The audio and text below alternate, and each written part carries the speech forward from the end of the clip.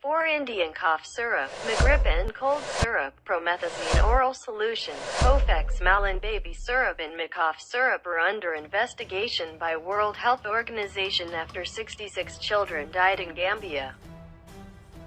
The cough medicines manufactured by Maiden Pharmaceutical in India have been potentially linked to acute kidney injuries.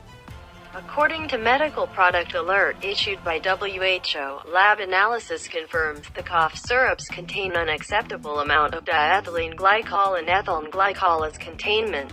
The alert warned that toxic effects can include abdominal pain, vomiting, diarrhea, inability to pass urine, headache, altered state and acute kidney injury which may lead to death.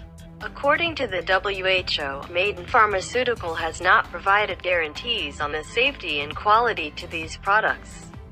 The Gambia Health Ministry asked hospitals on September 9 to stop using syrup after at least 28 children aged 5 months to 4 years died from acute renal failure. WHO said that information received from India's Central Drugs Standard Control Organization that the manufacturer had only supplied the contaminated medicines to the Gambia. However, UN Health Agency warned of a global exposure as the medicines could have reached other countries through unregistered markets.